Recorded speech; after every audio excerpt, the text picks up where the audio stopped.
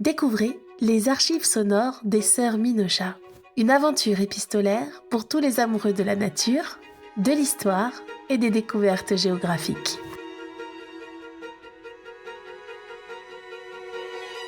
Bienvenue dans cette archive d'Athéna Minocha. Aujourd'hui, nous plongeons dans une aventure unique où faune et flore s'entremêlent pour découvrir un secret familial vieux de plusieurs siècles. Athéna Minocha, l'aînée de la fratrie, nous emmène dans un récit extraordinaire.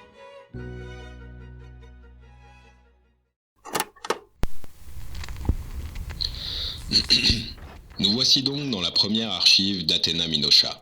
Naturaliste de renom, lauréate du Grand Prix Linnéen de biodiversité tropicale, membre émérite de la Guilde internationale des naturalistes errants, ancienne résidente de l'Institut royal d'écologie comparative, chevalière de l'Ordre des feuilles persistantes, correspondante officielle de la Société des sciences sylvestres et subaquatiques, Eugène. Chut, exploratrice infatigable des réserves oubliées des écosystèmes insulaires, elle consacre sa vie à la recherche des espèces rares et à la protection du vivant. Quoi, Lila? C'est quoi cette présentation méga barbante, Je t'ai déjà dit de ne pas m'appeler comme ça, et je ne vois pas de quoi tu parles. On nous a demandé d'archiver les ressources audio d'Athéna. C'est donc ce que je fais, et toi tu ne m'aides pas beaucoup. Je croyais que tu étais une intelligence artificielle super puissante. Tout ce que tu trouves à faire, c'est me critiquer. Pas besoin de prendre la mouche, Eugène. Je veux juste dire qu'un peu de peps ne ferait pas de mal. Eh ben vas-y toi, si c'est si facile. Salut tout le monde. Alors on recommence. C'est des archives, Lila. Oui. Il ne se rend pas compte qu'il s'agit d'un podcast. Bienvenue dans le podcast d'Athéna Minocha, une naturaliste méga badass qui s'apprête à vivre des événements rocambolesques. Ok, c'est pas mal. Laisse-moi essayer. Athéna Minocha n'est pas une aventurière. Du moins, elle ne l'a jamais été jusqu'à présent. Ce qu'est Athéna en revanche, c'est une naturaliste passionnée, une amoureuse de la nature et une jeune femme sacrément prévoyante. C'est le cas de le dire. Athéna Minocha aime l'odeur des vieux ouvrages dans les bibliothèques, la tisane de menthe poivrée et le komorebi. Elle n'aime vraiment pas qu'on parle pour ne rien dire, le désordre et les malotrus. Elle est terrifiée par l'obscurité et l'idée qu'il puisse arriver malheur à ses deux sœurs. Depuis qu'elle a quitté le manoir familial, elle vit dans un cottage qu'elle a baptisé l'Herbier. Toutefois, on ne l'y trouve que rarement, puisqu'Athéna aime plus que tout parcourir le monde pour découvrir toutes sortes d'espèces de la faune et de la flore de notre jolie planète. Son fidèle assistant, Octave, un jeune homme fort charmant, je dois dire, est toujours partant pour la suivre aux quatre coins du monde. Bien joué, Eugène. Merci, Léla. Nous sommes au début de notre histoire, et Athéna va apprendre dans cet épisode que la vérité est parfois cachée, et parfois plus étrange qu'on ne le pense. Lieu, cottage l'Herbier.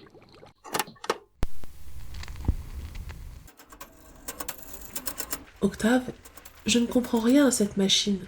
Tu sais comment on la met en route, toi ? Laisse-moi y jeter un œil. Je pense que tu enregistres déjà. Parfait, merci.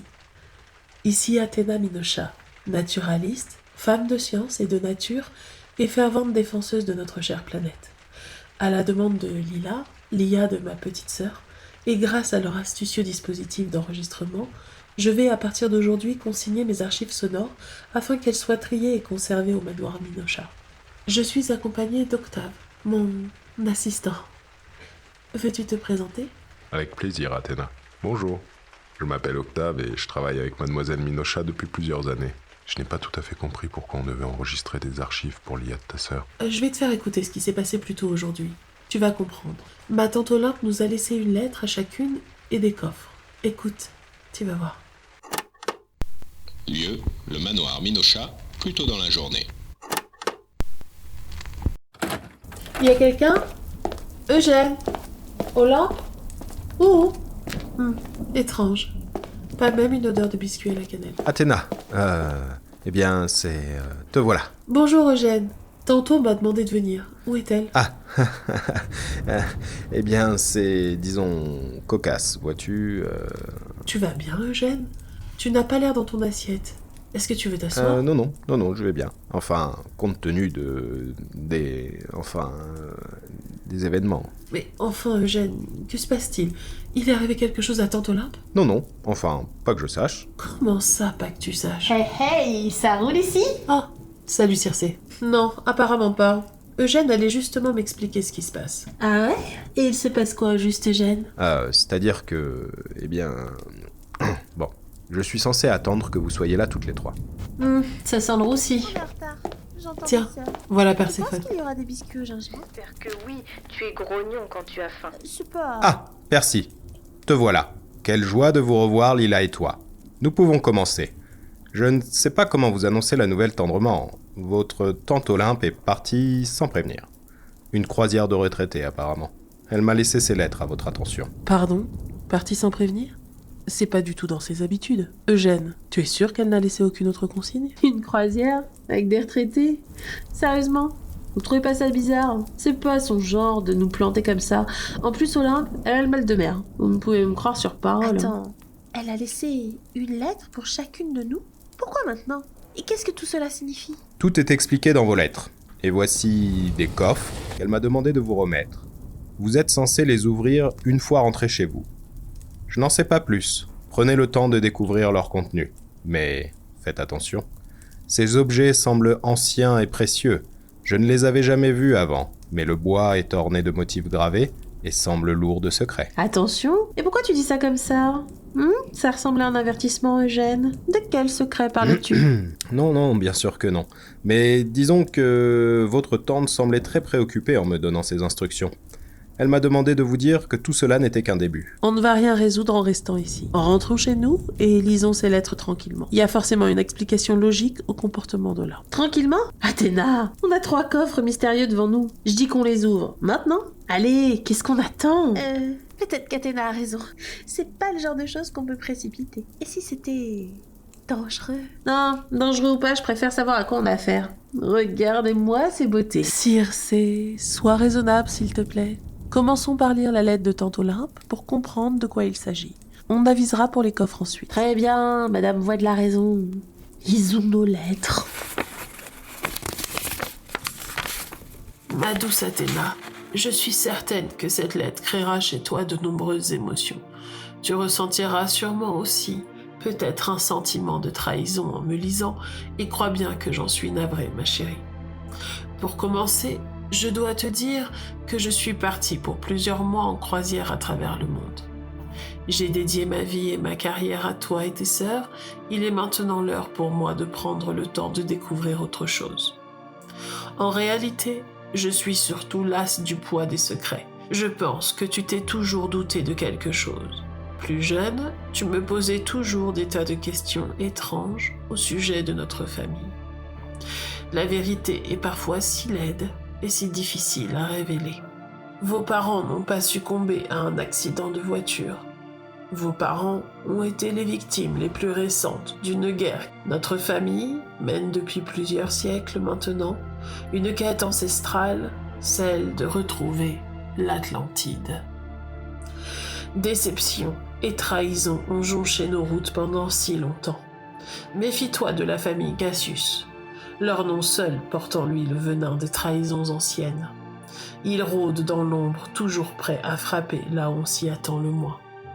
Te connaissant, tu auras bientôt une connaissance exhaustive du coffre que je t'ai confié avec cette lettre. Ta sagesse et ton esprit t'apporteront une grande force dans cette aventure. Sache que cette quête t'amènera sûrement à devoir sortir de ta zone de confort.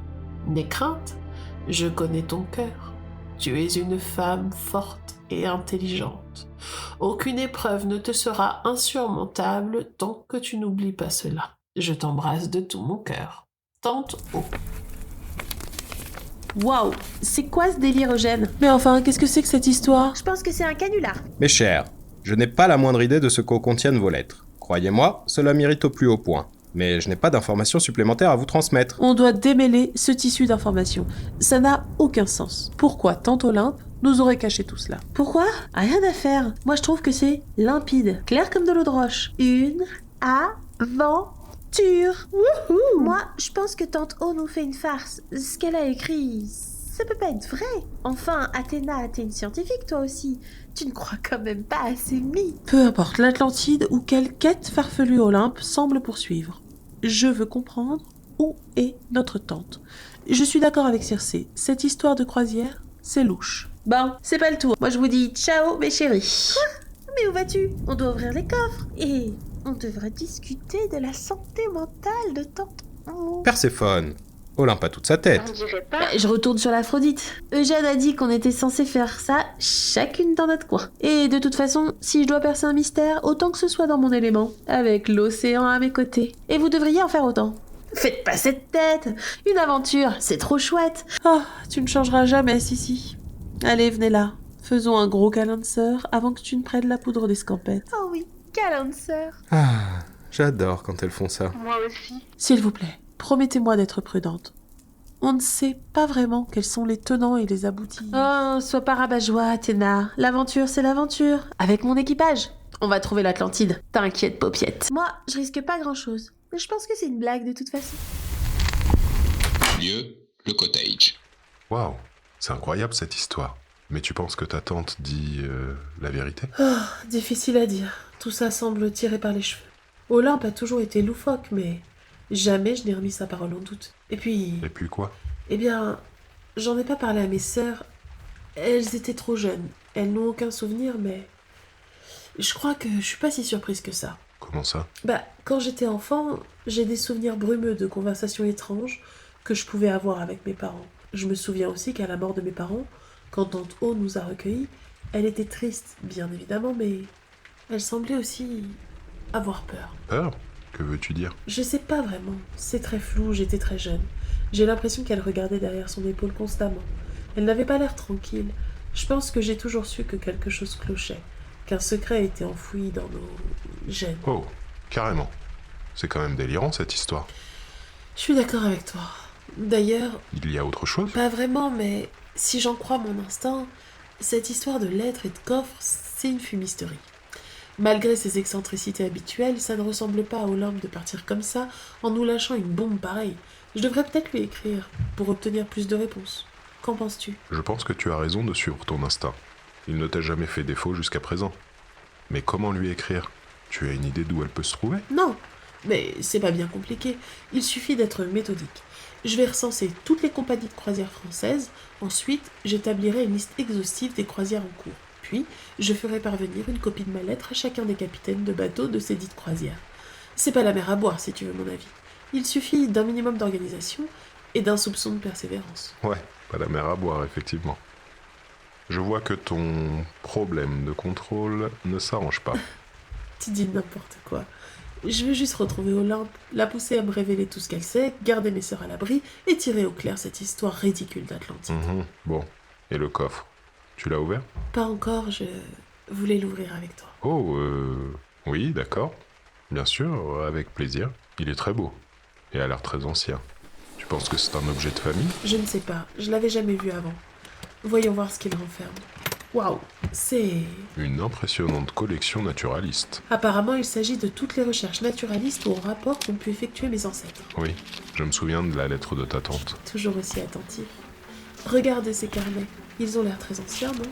Effectivement, on devrait peut-être les faire analyser au carbone 14 pour estimer leur époque d'origine. Ça ne devrait pas être nécessaire. Ils sont tous signés. J'ai un arbre généalogique quelque part. Attends. E comme espèce endémique, état civil botanique... Non, c'est pas là. F comme forme et fonction fongique... G comme généalogie. Le voilà. Top! On va pouvoir comparer les noms de ta généalogie et les carnets. Il y a quoi d'autre dans le coffre? Des planches anatomiques et botaniques. Et... Burk. Qu'est-ce que c'est? Approche. Oh mais quelle horreur! C'est... Une larve de lamproie parasite, extraite d'un cadavre de truite. L'étiquette indique 1896. Alors... Cela semble appartenir à ton ancêtre, Médée Minocha, spécialisé en sciences naturelles. Incroyable! Vous avez tous des prénoms grecs? Il me semble, oui. Encore une excentricité, Minocha. Est-ce qu'on devrait la décrire pour les archives? Peut-être. Il s'agit d'un long tube blanchâtre et segmenté, vaguement translucide, avec une bouche circulaire hérissée de crochets minuscules, encore visible sous la couche de formol jauni. Le bocal est étiqueté à la main, avec une vieille écriture à l'encre brune tremblotante. Une odeur âcre d'éthanol mêlée à quelque chose de vaguement animal s'en dégage à chaque fois qu'on soulève le couvercle de plomb terni. La larve semble encore nous Regardez. T'as raison. Bah, Triple Burke! Pourquoi archiver ça? aucune idée. Mais on peut peut-être sauter la partie inintéressante. Parce que franchement, les trucs qui flottent dans du formol, ça ne réussit pas à mon estomac fragile. Moi non plus. Tu n'as pas d'estomac, Lila. Hé, pas la peine d'être insultant. Tu m'as très bien comprise. Allez, avance jusqu'au moment cool. Eh bien, ce coffre renferme bien plus de choses qu'il n'y paraît. Certaines auraient mérité ne jamais sortir de l'ombre. Je suis bien d'accord. Quelle étrange collection. J'ai du mal à comprendre pourquoi Hollande m'a transmis tout ça. Excuse-moi. Ne t'excuse pas. T'as l'air épuisé. Ça fait des heures qu'on explore ce drôle d'héritage. Tu devrais rentrer chez toi. Je vais continuer seule. T'es sûr? Je peux rester, ça me dérange pas. Oui, ne t'inquiète pas, je suis fatiguée moi aussi. Je continuerai demain. Ok. Dans ce cas, bonne nuit, Athéna. Bonne nuit à toi aussi, Octave. Eh bien, sacrée journée. Allez, un dernier objet étrange et je vais me coucher. Avec un carnet, je ne risque pas grand-chose. Mais Dieu, impossible, c'est... Reprends-toi, Athéna. Les archives. Pense aux archives. Il s'agit d'un carnet en cuir relié, avec un ruban bleu canard. Mais Dieu, il est comme dans mon souvenir. C'est le carnet de papa. Je reconnais son écriture. Il est rempli de notes manuscrites et de croquis. C'est incroyable. Ce coffre est vraiment surprenant et... Qu'est-ce que... Je viens de trouver sous le carnet un objet emballé dans un papier froissé. Et qu'est-ce que c'est encore? Un mot de lampe? Ma chérie, ce pendentif est d'une rareté inestimable. Il est précieux, bien plus que tu ne peux l'imaginer. Porte-le et surtout, ne le quitte jamais. Je connais ton esprit rationnel, ton besoin de preuves. Je sais que tu devras l'éprouver pour y croire. Mais écoute-moi, ce bijou est ancien, transmis de génération en génération chez les Minocha, depuis des temps si lointains qu'aucun homme n'en garde le souvenir exact. Il détient un pouvoir extraordinaire. Il te permettra de comprendre et de parler avec toutes les espèces. Toutes. Essaye. Tu verras. Je t'aime, ma chérie. Prends-en soin comme la prunelle de tes yeux. Tente aux lampes. Non mais je rêve. C'est une blague. Alors qu'Athéna se tient à l'aube d'une grande découverte, des questions persistent. Qu'est-ce que ce pendentif? Quel rôle vont jouer ses sœurs dans cette énigme? Et surtout, pourquoi sa tante lui a-t-elle confié cet artefact? Restez avec nous, car l'histoire ne fait que commencer. Dans le prochain épisode, Athéna rencontrera peut-être un être fascinant et bien plus encore. Ce que vous venez d'écouter, ce n'est qu'un fragment. Les lettres Minocha, ce sont aussi de véritables courriers, envoyés chaque mois sur papier, scellés et livrés dans votre boîte aux lettres. Pour plonger plus profondément dans les aventures des sœurs Minocha, rendez-vous sur minocha.fr.